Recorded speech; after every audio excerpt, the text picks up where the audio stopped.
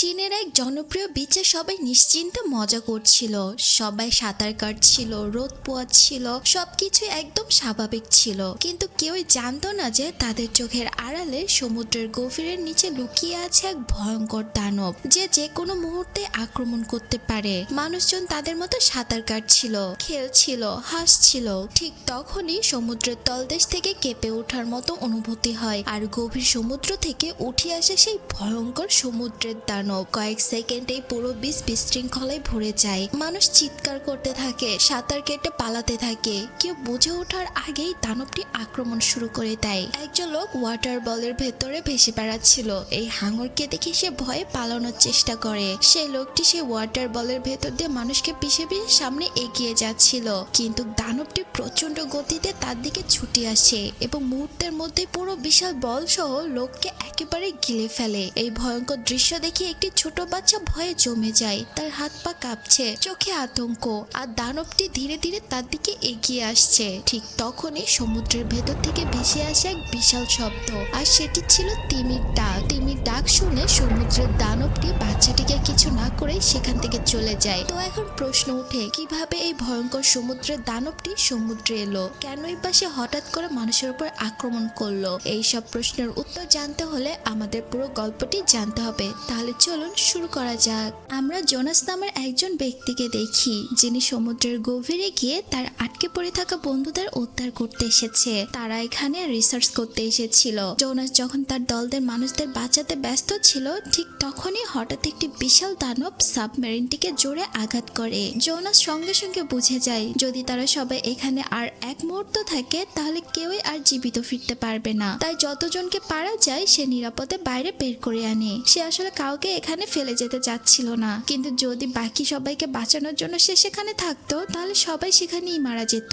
কিন্তু হঠাৎ কোনো এক অজানা প্রাণী তাদের উপর আক্রমণ করে। এতে অনেকেই গুরুতরভাবে আহত হয়ে যায় এবং জোনাস এরপর তার দলদের উদ্ধার করার চেষ্টা করে। ঠিক তখনই হঠাৎ শিপে অ্যালার্ম বেজে ওঠে, আর সে একই অজানা প্রাণী আবারও আক্রমণ করে এবং সাবমেরিনটিকে টেনে নিচে ডুবিয়ে দিতে শুরু করে। কিন্তু এরপরই সে জানতে পারে এই অজানা প্রাণী আবারও আক্রমণ করতে আসছে। এই পরিস্থিতিতে জোনাস সিদ্ধান্ত নেয় হ্যাচ বন্ধ করে সেখান থেকে বেরিয়ে যাবে। অবশেষে সে শিপ নিয়ে সেখান থেকে সরে যায়। সবাই বাইরে আসতেই সেই দানবটি সাবমেরিনটিকে সম্পূর্ণরূপে ধ্বংস করে দেয়। এরপর গল্পটি চলে যায় 5 বছর পর। চীনের সাংহাও শহর থেকে 200 মাইল দূরে মানওয়ান নামক একটি রিসার্চ সেন্টার দেখানো হয়। সেখানে মরিস নামের এক ব্যক্তি আসে, যে এই প্রজেক্টরে অনেক টাকা বিনিয়োগ করেছে।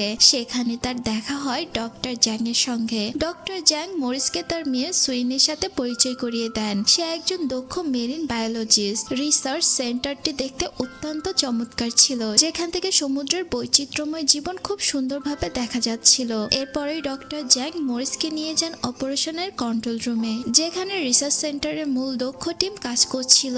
সেখানে মরিসের সাথে পরিচয় হয় জ্যাকের, যিনি একজন তুখোড় ইঞ্জিনিয়ার এবং এই পুরো সাবমেরিন প্রজেক্টের ডিজাইনার। এইদিকে স্টেশনের সার্বিক পরিচালনার দায়িত্বে ছিলেন ম্যাক, যাকে স্টেশনের প্রধান হিসেবে পরিচয় করে দেওয়া হয়। সেখানেই কাজ করছিল রিমোট কন্ট্রোল এক্সপ্লোরার বিশেষজ্ঞ ডিজে, যার কাজ হলো সমুদ্রের গভীরে রোবট ড্রোন দিয়ে নিয়ন্ত্রণ করা। আর এই টিমের মেডিকেল অফিসার হিসেবে ছিলেন ডক্টর হিলার। আর এই সেই ডক্টর যাকে আমরা সিনেমার শুরুতে জোনাসের সাথে দেখেছিলাম, যিনি আজও জোনাসের সে কঠিন সিদ্ধান্ত স্মৃতি বয়ে বেড়াচ্ছে। মরিস যখন পুরো সেন্টারটি ঘুরে দেখছিলেন, তখন ম্যাক তাকে পরিচয় করিয়ে দেন মিশন পাইলট লরির সাথে। লরি তখন স্টেশনে ছিলেন না, বরং তিনি তখন সমুদ্রের অতল গভীরে একটি অত্যন্ত গুরুত্বপূর্ণ মিশনে ছিলেন। লরি তার 2 সঙ্গী তোশি এবং দ্য ওয়েলের সাথে সমুদ্রের তলদেশে গবেষণার জন্য গভীরে যাচ্ছিল। ডক্টর জ্যাক মরিসকে তাদের গবেষণা সম্পর্কে ব্যাখ্যা করেন। তিনি বলেন যে এতদিন পর্যন্ত মারিয়ানা ট্রেঞ্চকে বিশ্বের গভীরতম অংশ মনে করা হতো,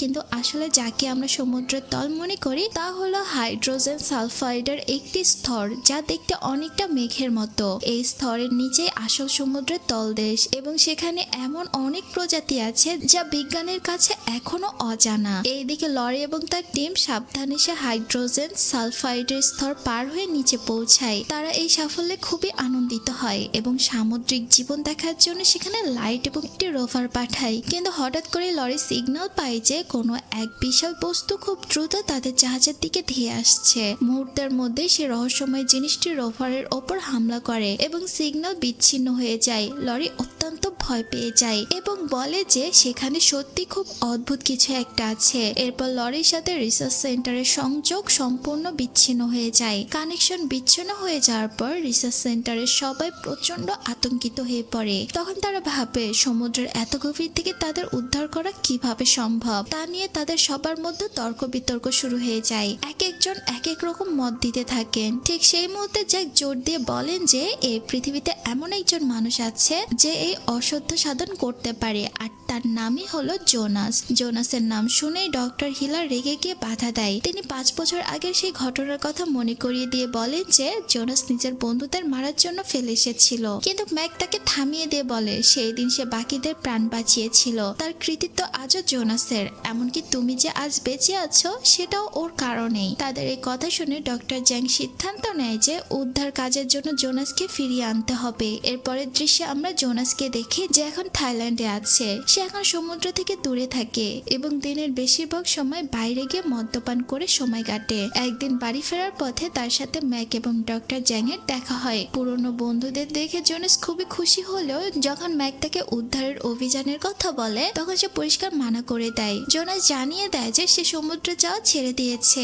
এরপর ম্যাক তাকে লরির সেই শেষ রেকর্ডিংটি শোনায়। লরির কণ্ঠস্বর শুনে জোনাসের মনে পুরনো স্মৃতি আর কর্তব্যবোধ জেগে ওঠে। ডক্টর জ্যাংও যখন কাতরভাবে অনুরোধ করেন তখন জোনাস শেষ পর্যন্ত রাজি হয়ে যায়। এইদিকে সমুদ্রের তলদেশে লরি এবং তার টিম আপ্রাণ চেষ্টা চালিয়ে যাচ্ছিল এবং তারা তাদের ক্ষতিগ্রস্ত সাবমেরিনটি চালু করার চেষ্টা করছিল। বেশ কিছুক্ষণ চেষ্টা করার পর সাবমেরিনটি চালু হয় ঠিকই, কিন্তু লরির লাইট জ্বলতেই সে রহস্যময় দানবটি আবারও আক্রমণ করে বসে। এই হামলায় লরি এবং তার সঙ্গীরা গুরুতর আহত হন। রিসার্চ সেন্টারে জ্যাক লক্ষ্য করে যে লরি সাবমেরিনের অক্সিজেনের লেভেল দ্রুত কমে আসছে। এ কথা শুনে সুইন আর স্থির থাকতে পারে না। সে নিজেই তাকে বাঁচাতে যাওয়ার সিদ্ধান্ত নেয়। যাওয়ার আগে সে তার মেয়ে মিয়ং এর সাথে দেখা করে এবং সে তাকে কথা দেয় যে সে দ্রুত বন্ধুদের নিয়ে ফিরে আসবে। সুইন তার গ্লাইডার লঞ্চ করে সমুদ্রের গভীরে রওনা দেয়। ঠিক তখনই জোনাস রিসার্চ সেন্টারে এসে পৌঁছায়। সময় নষ্ট না করে সে দ্রুত প্রস্তুতি নিয়ে সমুদ্রের দিকে রওনা হয়। যার পথে তার দেখা হয় ছোট মিয়ং এর সঙ্গে। জোনাস তাকে কথা দেয় যে সে তার মা এবং তার বন্ধুদের উদ্ধার করে আনবে।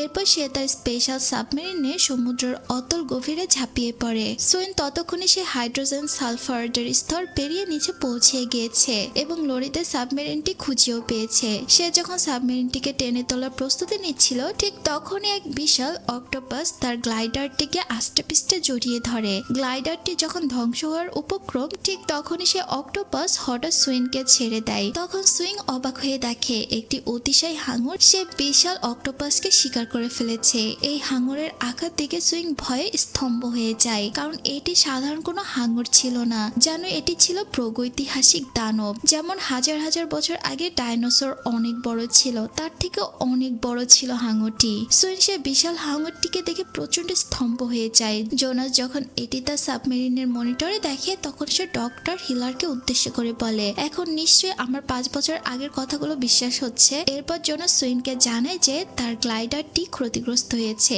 এবং সেটিতে উদ্ধার কাজ চালানো অসম্ভব, তাই সুইনের দ্রুত উপরে ফিরে যাওয়া উচিত। সুইন ফিরে যাওয়ার পর জোনাস লরি সাবমেরিনের কাছে পৌঁছায় এবং নিজের শিপটিকে সেটির সাথে যুক্ত করে দেয়। দরজা খোলার পর লরি যখন জোনাসকে দেখে তখন সে যেন হাতে আকাশ পায়। জোনাস অত্যন্ত সতর্কতার সাথে লরি এবং অন্য সঙ্গীদের নিজেদের শিপে টেনে নিতে থাকে, কিন্তু ঠিক সেই মুহূর্তে আবারও সে দানবীয় হাঙরের সিগন্যাল পাওয়া যায়। এটি দেখে দোষী আতঙ্কিত হয়ে পড়ে। সে তখন বুঝতে পারে সবাই একসাথে বের হতে পারবে না। বন্ধুদের বাঁচাতে সে নিজের জীবন উৎসর্গ করার সিদ্ধান্ত নেয় এবং তড়িঘড়ি করে ডিওয়ালকে উপরে পাঠিয়ে হ্যাচ বন্ধ করে দেয়। মুহূর্তের মধ্যে সে হাঙরটি তোষির উপর ঝাঁপিয়ে পড়ে এবং এক ভয়াবহ বিস্ফোরণে তোষিসের মৃত্যু হয়ে যায়। জোনাস, লরি আর ডিওয়াল প্রাণে বেঁচে ফিরলেও বন্ধুর এই আত্মত্যাগে তারা গভীরভাবে শোকাহত হয়। রিসার্চ সেন্টারে ফিরে আসার পর সোয়ান যখন তোষির মৃত্যুর কথা জানতে পারে তখন সে জোনাসকে দোষারোপ করতে শুরু করে, কিন্তু জোনাস শান্তভাবে তাকে বুঝিয়ে বলে যে এখানে তার কোনো হাত ছিল না। তোষি নিজে সহজেই সবাইকে বাঁচাতে দরজা বন্ধ করে দিয়েছিল।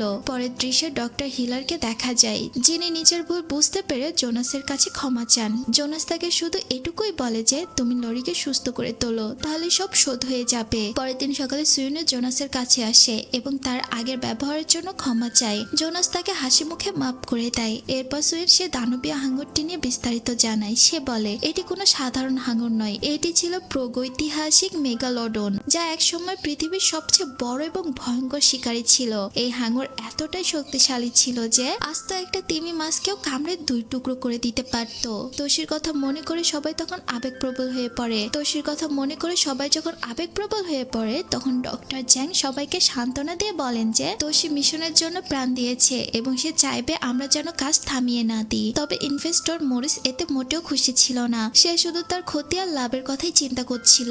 জোনাস তাকে কড়া ভাষায় বলে সে কি সবসময় শুধু টাকার কথাই ভাবে? যদি সে এইভাবে একের পর এক মানুষকে নিচে পাঠাতে থাকে তবে সে মেগালোডন সবাইকে শেষ করে দিবে। এইদিকে ছোট মিয়ং যখন তার খেলনা নিয়ে রিসার্চ সেন্টারের করিডোরে হাঁটছিল, হঠাৎ সে দেখতে পায় কাচের ওপরে এক অতিকায় হাঙর তার দিকে তাকিয়ে আছে। হাঙরটি তার বিশাল দাঁত দিয়ে কাচের ওপর আক্রমণ করে। মিয়ং এর চিৎকার শুনে সুইন এবং বাকিরা দৌড়ে আসে। মিয়ং তার মাকে সবকিছু খুলে বলে। ঠিক তখনই তারা দেখতে পায় একটি বিশাল তিমি মাছ সে মেগালোডনের শিকারে পরিণত হয়েছে। সবার মনে তখন একটাই প্রশ্ন যে হাঙরটি হাইড্রোজেন সালফাইডের স্তরের নিচে ছিল, সেটি এখন ওপরে কিভাবে এলো? এর উত্তরে জ্যাকে একটি বৈজ্ঞানিক ব্যাখ্যা দেয়। সে জানায় সুইনের গাইডার যখন ওপরে এসেছিল তখন স্তরের তাপমাত্রা ছিল স্বাভাবিক, কিন্তু জোনাসের শিপটি ক্ষতিগ্রস্ত থাকায় সেটি থেকে প্রচুর তাপ নির্গত হচ্ছিল, যার ফলে সেই অংশের তাপমাত্রা 25 ডিগ্রি সেলসিয়াস পর্যন্ত বেড়ে গিয়েছিল।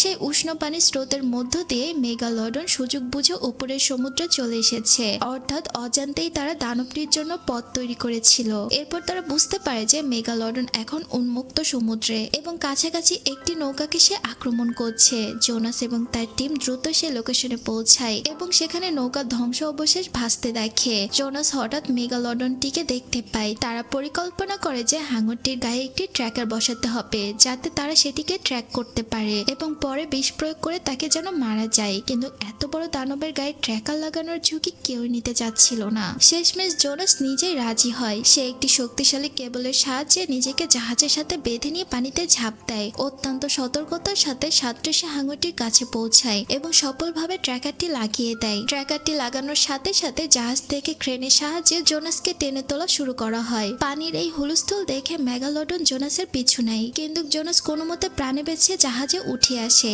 এইবার শুরু হয় বিষ প্রয়োগের পালা। তাদের কাছে একটি বিশেষ পলিকার্বনেট খাঁচা ছিল যা প্রচন্ড মজবুত। সুইন সেই খাঁচায় ঢুকে বিষের সিরিজ নিয়ে পানির নিচে যায়। মেগালোডনকে আকৃষ্ট করতে তারা পানিতে প্রচুর মাংসের টুকরো ফেলে দেয়। প্রথমে কিছু ছোট হাঙর এলেও হঠাৎ সিগন্যাল পাওয়া যায় যে বড় দানবটি সুইনের খাঁচার নিচ থেকে আক্রমণ করছে। সুইন লক্ষ্য স্থির করার চেষ্টা করলেও মেগালোডনটি বারবার ধোঁকা দিয়ে আক্রমণ করতে থাকে। এক পর্যায়ে দানবটি খাঁচার কেবল ধরে এমন জোরে টান দেয় যে জাহাজের ক্রেনটি প্রায় ভেঙেই পড়ার উপক্রম হয়ে ওঠে। সুইনকে বাঁচাতে জোনাস আবার পানিতে ঝাঁপ দেয়। এইদিকে খাঁচার ওপর চাপ এতই বেড়ে যায় যে সেটি জাহাজ থেকে বিচ্ছিন্ন হয়ে যায়। কেবলের এই ঝাটকায় জ্যাকও পানিতে পড়ে যায় এবং মেগালোডন সরাসরি জ্যাকের দিকে এগোতে থাকে। তবে মরিস বুদ্ধি খাটিয়ে কোনো মতে জ্যাককে উদ্ধার করে নেয়। খাঁচার ভেতরে অক্সিজেনের অভাবে সুইন জ্ঞান হারিয়ে ফেলে। জোনাস দ্রুত খাঁচাটিকে খুলে সুইনকে বের করে আনে। এইদিকে ম্যাক আর তার টিম একটি নতুন ক্রেন সেট করে এবং হাঙরটিকে আটকানোর জন্য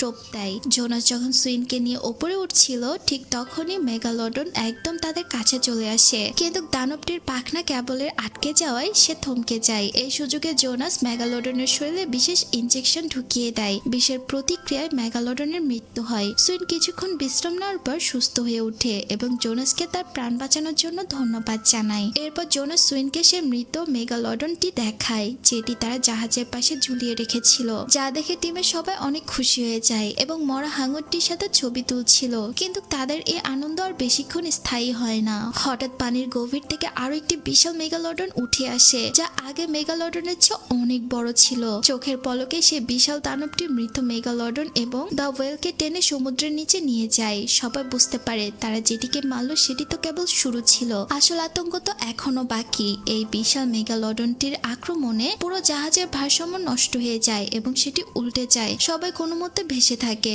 ধ্বংস অবশেষের ওপর আশ্রয় নেওয়ার চেষ্টা করে। এই দুর্ঘটনায় ডক্টর ডক্টর জ্যাক মারাত্মকভাবে আহত হন এবং জোনাস তাকে পানি থেকে উদ্ধার করে। কিন্তু জ্যাক আর ডক্টর হিলার তখনও পানির মধ্যে ছিলেন, কারণ তাদের আশেপাশে ওঠার মতো কোনো জায়গাই ছিল না। মেগালডনটি যখন তাদের দিকে ধেয়ে আসছিল, তখন ডক্টর হিলার সাহসিকতার সাথে হাঙরটিকে নিজের দিকে আকর্ষণ করতে চায় যাতে জ্যাক বেঁচে যেতে পারে। শেষ পর্যন্ত তিনি মেগালডনের শিকারে পরিণত হন এবং জ্যাক রক্ষা পায়। কিছুক্ষণ পর তারা একটি লাইফ বোট খুঁজে পায় এবং সেটির সাহায্যে রিসার্চ সেন্টারের দিকে রওনা দেয়। এইদিকে মরিস গোপনে তার নিজের লোকবল ডেকে পাঠায়, তার হেলিকপ্টার নিয়ে আসে এবং দ্বিতীয় মেগালডনটির গায়ে একটি ট্র্যাকার বসিয়ে দেয়। নৌকায় থাকাকালীন গুরুতর আহত ডক্টর জ্যাক সুইনের সাথে কথা বলেন এবং কিছুক্ষণ পরেই তার মৃত্যু হয়। বাবার মৃত্যুতে সুইন মানসিকভাবে ভেঙে পড়ে। রিসার্চ সেন্টারে ফিরে এসে সে তার মেয়ে মিয়ংকে তার নানার মৃত্যুর খবর জানায়, যা শুনে ছোট মেয়েটি খুবই বিষণ্ণ হয়ে পড়ে। জোনাস সুইনকে সান্ত্বনা দিয়ে বলে যে তার শক্ত থাকা প্রয়োজন, কারণ সে ভেঙে পড়লে মিয়ংও ভয় পেয়ে যাবে। পরের দৃশ্যে মরিস জানায় যে সে আপাতত রিসার্চ সেন্টারটি বন্ধ করে দিচ্ছে